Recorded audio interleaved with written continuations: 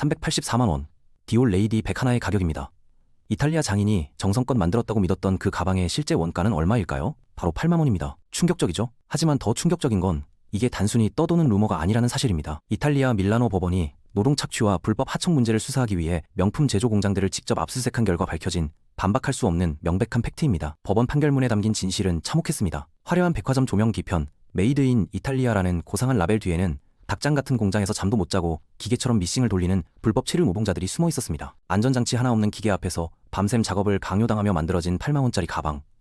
물론 브랜드의 마케팅 비용이나 디자인 가치를 감안하더라도 원가의 50배에 달하는 가격은 상식적인 선을 넘은 폭리라는 비판을 피하기 어렵습니다. 우리가 그동안 할부까지 긁어가며 산 것은 과연 장인 정신이었을까요? 아니면 브랜드가 만들어낸 거대한 환상이었을까요? 하지만 이것은 비단 디올만의 문제가 아닙니다. 지금 글로벌 명품 시장은 경기 침체와 그동안의 무리한 가격 인상, 그리고 이에 따른 소비자의 피로감이 맞물리며 전례 없는 위기를 맞고 있습니다. 화려한 쇼 윈도 뒤편에서는 예전과는 확연히 다른 위기감이 감돌고 있습니다. 새벽부터 텐트를 치고 줄을 서던 오플런의 풍경은 이제 옛말이 되었고, 콧대 높던 브랜드들이 하나둘 30%, 심지어 50% 할인 경쟁에 뛰어드는 기현상이 벌어지고 있습니다. 이것은 단순한 불황 탓이 아닙니다. 경기 침체로 지갑이 얇아지자 그동안 화려한 마케팅에 가려져 있던 거품과 기만적인 행태가 비로소 소비자들의 눈에 들어오기 시작했기 때문입니다. 끝없이 오르는 가격에 비해 품질은 오히려 뒷걸음질 치는 현실에 지친 소비자들이 마침내 지갑을 닫기 시작했습니다. 견고했던 브랜드의 성벽에 구조적인 금이 가고 재고가 감당할 수 없을 만큼 쌓이자 결국 생존을 위해 스스로의 원칙을 깨고 무너져 내리는 적나라한 현실을 지금부터 하나씩 살펴보겠습니다.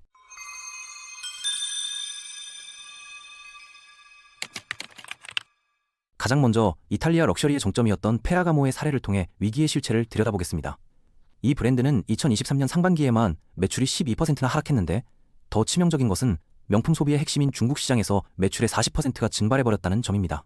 브랜드의 존립 자체가 흔들리는 절체절명의 순간 페라가모가 선택한 것은 명품으로서는 금기나 다름없는 가격 후려치기였습니다. 지금 프리미엄 아울렛에 가보면 페라가모의 상징인 바라펌프스가 30에서 40%, 심지어 반값 할인 딱지를 붙인 채 매대에 널려 있습니다. 백화점에서 제값을 주고 산 충성 고객들을 순식간에 호구로 만들어버린 것입니다. 소비자들이 조금만 기다리면 아울렛에 풀릴 텐데 왜 지금 사냐고 생각하는 순간 명품으로서의 수명은 사실상 끝난 것이나 다름없습니다. 지방시는 가격보다 더 심각한 정체성 상실이라는 중병을 앓고 있습니다. 크리에이티브 디렉터를 밥 먹듯이 교체하며 스스로 혼란을 자초한 것이 화근이었습니다. 클레어 웨이트 켈러에서 매트 윌리엄스로 수장이 바뀌는 과정에서 디자인이 극과 극을 오가니 소비자들은 지방시가 도대체 무엇을 지향하는 브랜드인지 이해할 수 없게 되었습니다. 오드리 헵번 시절의 우아함은 사라지고 스트릿 패션을 흉내냈다가 다시 클래식으로 회귀하는 갈짓자 행보만 남았을 뿐입니다. 결국 신상품이 나오자마자 40% 세일을 감행해야 하는 굴욕적인 상황이 반복되고 있고, 백화점 바이어들조차 입점을 꺼리는 재고의 늪에 빠져버렸습니다. 지방시가 너무 자주 바뀌어서 문제라면 발렌티노는 정반대로 혁신 없는 게으름 때문에 무너지고 있습니다. 발렌티노 하면 10중 8구 뾰족한 진이 박힌 락스터드를 떠올리실 겁니다. 지난 10년 넘게 발렌티노는 오직 이 락스터드 하나만 우려먹었습니다. 구두, 가방, 지갑 할 것 없이 직만 박아대며 색깔만 바꿔 신상품이라 내놓으니 소비자들이 질릴 대로 질려버린 것입니다. 출시된 지 몇 달 안 된 가방이 세일 매대로 직행하는 것은 예사고, 중고시장 가격이 정가의 30% 수준으로 폭락했다는 사실은 시장이 이미 발렌티노에게 너희는 더 이상 혁신적인 명품이 아니다라고 사형 선고를 내린 것과 같습니다. 시대의 흐름을 읽지 못한 오만함은 베르사체의 몰락을 불러왔습니다. 현재 패션계의 거대한 흐름은 로고를 감추는 올드머니 룩, 즉 조용한 럭셔리입니다. 하지만 베르사체는 여전히 90년대의 영광에 갇혀 눈부신 금장 장식, 부담스러운 메두사 로고, 현란한 바로크 패턴을 고집하고 있습니다. 미니멀리즘의 시대에 이런 과한 디자인은 촌스러운 유물 취급을 받을 뿐입니다. 2018년 마이클 코어스 그룹 인수 이후 상업성에만 매몰되면서 브랜드의 품격은 더욱 추락했고, 반값에 팔려나가는 메두사 가방들은 과거의 위상이 얼마나 허무하게 무너질 수 있는지 보여주는 씁쓸한 증거가 되었습니다. 마케팅으로 쌓아올린 거품이 얼마나 쉽게 꺼지는지는 발렌시아가가 증명하고 있습니다. 기괴하고 파격적인 디자인으로 MZ세대를 홀리며 승승장구했지만 그 인기는 신기루와 같았습니다. 트리플 S, 스피드러너 같은 어글리 슈즈의 유행이 지나가자 남은 것은 아울렛의 악성 재고뿐이었습니다. 비싼 돈을 주고 산 힙한 아이템이 사실은 마케팅이 만든 가짜 유행이었다는 것을 깨달은 소비자들은 미련 없이 등을 돌렸습니다. 여기에 아동을 성적 코드로 소비한 충격적인 광고 캠페인은 브랜드 도덕성에 치명타를 입혔습니다. 2,800달러짜리 가방이 중고시장에서 1,000달러도 못 받는 신세가 된 것은 얄팍한 상술 위에 세워진 성공이 얼마나 위태로운지를 보여줍니다. 영국의 자존심이라던 버버리는 스스로 가치를 훼손한 브랜드 자살의 교과서적인 사례입니다. 2018년 브랜드 희소성을 지키겠다며 멀쩡한 재고 420억 원어치를 소각해버린 사건은 전 세계적인 공분을 샀습니다. 환경오염과 비윤리적 경영에 소비자의 신뢰는 연기처럼 사라졌습니다. 게다가 매출을 올리기 위해 체크무늬를 남발하여 속옷까지 도배를 해놓으니 짝퉁과 진품의 경계가 모호해졌습니다. 체크무늬만 보면 버버리 짝퉁 같다는 인식이 퍼지고 백화점보다 아울렛이 더 붐비는 브랜드가 되면서 버버리는 럭셔리가 아닌 비싼 기성복으로 전락하고 말았습니다. 마지막으로 구찌의 몰락은 앞선 사례들과는 결이 다릅니다. 역설적이게도 너무 많이 팔려서 망했기 때문입니다. 알레산드로 미켈레 시절 화려한 자수 아이템으로 부활했지만 당장의 매출에 취해 물량을 쏟아부은 것이 독이 되었습니다. 길거리에서 3초에 한 번씩 보이는 국민 가방이 되는 순간 명품의 핵심인 희소성은 소멸했습니다. 진짜 부유층들은 가사 도우미와 같은 가방을 들 수 없다며 구찌를 떠났습니다. 대중화는 단기적인 매출을 가져다 주었지만 결과적으로 브랜드 수명을 단축시키는 자충수가 되었습니다. 영업이익이 반토막 났다는 최근의 성적표는 희소성을 포기한 명품의 말로가 어떤지 적나라하게 보여주고 있습니다. 앞서 살펴본 개별 브랜드들의 경영 실패도 문제지만 사실 이 모든 악재를 뛰어넘는 명품 업계의 가장 거대한 공포는 따로 있습니다. 바로 중국이라는 거대한 현금 인출기가 고장 나버렸다는 사실입니다. 지난 10년간 글로벌 명품 시장의 폭발적인 성장을 견인한 것은 전적으로 중국인들의 지갑이었습니다. 전 세계 명품 소비의 35%에서 많게는 50% 가까이를 중국이 차지했으니 브랜드들이 중국인의 비위를 맞추느라 혈안이 되었던 것도 무리는 아닙니다. 하지만 상황은 완전히 역전되었습니다. 부동산 거품 붕괴와 청년 실업률 20% 돌파라는 암울한 경제 지표 속에서 중국인들은 더 이상 예전처럼 돈을 펑펑 쓰지 않습니다.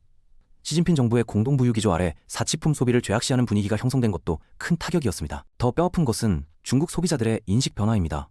중국의 MZ세대들은 이제 왜 우리가 유럽 브랜드에 돈을 쏟아부어야 하냐는 의문을 품기 시작했습니다. 무조건적인 유럽 명품 숭배 대신 품질 좋고 디자인이 우수한 아틀리에 웽 같은 자국 하이엔드 브랜드로 눈을 돌리거나 물건보다는 여행이나 미식 같은 특별한 경험에 지갑을 여는 것이 더 가치 있다고 여기게 된 것입니다. 중국이라는 거대한 파이프라인이 막히자 루이비통통 모의 헤네시, 케어링 그룹의 주가가 즉각 폭락한 배경에는 바로 이 강력한 차이나 쇼크가 자리 잡고 있습니다. 이런 총체적 난국 속에서도 우리는 급이 다르다며 콧대를 세우는 브랜드들이 있습니다. 바로 에르메스와 샤넬입니다. 이들은 불황에도 아랑곳하지 않고 가격을 올리는 배짱을 부립니다. 특히 샤넬은 지난 5년간 가격을 2배 가까이 올리며 오늘 사는 게 가장 싸다는 말로 오플런을 유도해왔습니다. 하지만 과연 이들은 안전할까요? 영원할 것 같던 이들의 아성에도 균열의 조짐은 감지되고 있습니다. 최근 샤넬 매장 앞에 줄이 눈에 띄게 줄어들고 있다는 점이 그 증거입니다. 소비자들도 눈치채기 시작한 것입니다. 품질은 5년 전과 똑같은데 가격만 1,500만 원으로 올리는 행태를 언제까지나 받아줄 수는 없기 때문입니다. 샤넬 역시 가죽 까짐이나 체인 끊어짐 같은 품질 저하 이슈에서 자유롭지 못하며 샤넬이 예전 같지 않다는 인식이 퍼지는 순간 그 견고해 보이던 성벽에도 금이 갈 것입니다. 에르메스 또한 비인기 제품을 수천만 원어치 사야 가방을 보여주는 악질적인 끼워 팔기로 공정위 조사를 받는 등 그들의 오만한 배짱 장사도 한계에 봉착했음을 보여주는 신호들이 나타나고 있습니다. 시장의 절대 강자들이 흔들리는 사이 중산층을 타깃으로 했던 메스티지 브랜드들의 몰락은 더욱 처참하게 진행되고 있습니다. 마이클 코어스나 코치 같은 브랜드들은 명품의 대중화를 외치며 너무 많은 매장을 열고 아울렛에 의존하다가 스스로 무덤을 팠습니다. 어디서나 살 수 있고 365일 세일하는 브랜드의 매력을 느낄 사람은 없습니다. 명품의 핵심 가치인 차별화를 스스로 포기한 셈입니다. 영국의 멀버리 또한 메이드 인 잉글랜드라는 핵심 헤리티지를 버리고 해외로 공장을 옮기면서 품질은 떨어뜨리고 가격은 올리는 최악의 수를 두었습니다.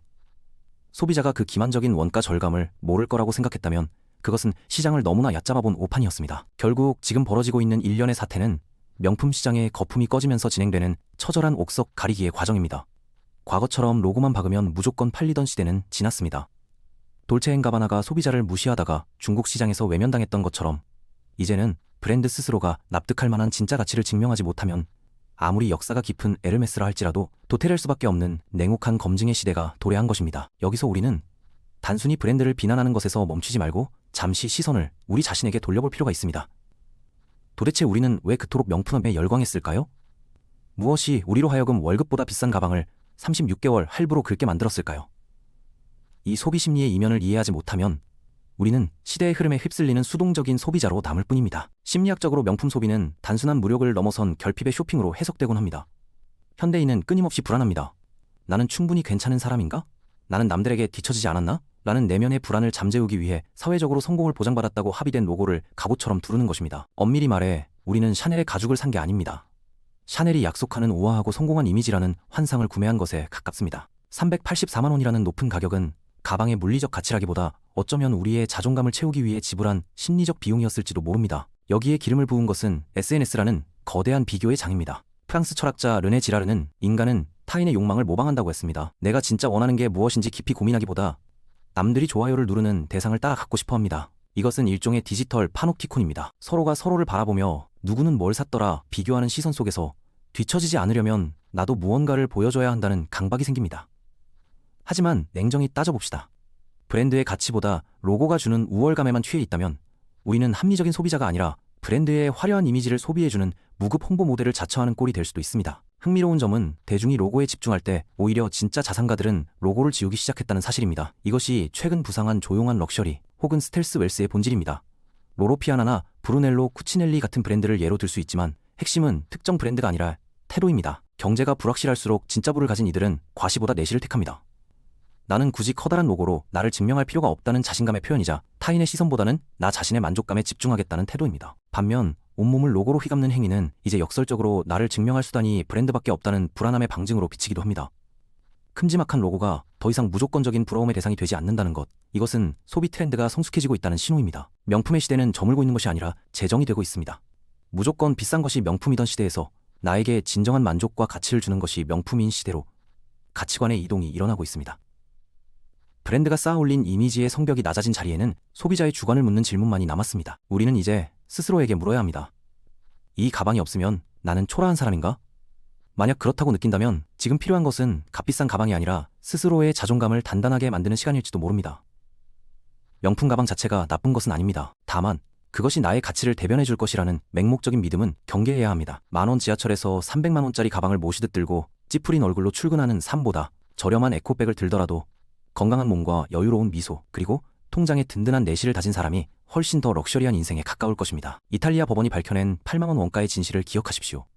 이것은 브랜드에 대한 배신감으로만 소비할 뉴스가 아니라 우리의 소비 기준을 재점검하게 하는 중요한 계기입니다. 진실을 알고도 구매한다면 그것은 취향이지만 모르고 맹목적으로 구매한다면 그것은 환상에 지불하는 비용일 뿐입니다. 지금 당신의 손에 들린 그 가방, 정말로 당신을 빛나게 하고 있습니까? 진정한 명품은 백화점 진열장 안에 있는 물건이 아니라 어떤 물건을 들든 그 가치를 스스로 정의할 줄 아는 바로 당신 자신이어야 합니다. 이제는 화려한 브랜드의 후광에서 벗어나 소비의 주인이 되는 현명함이 필요한 시간입니다.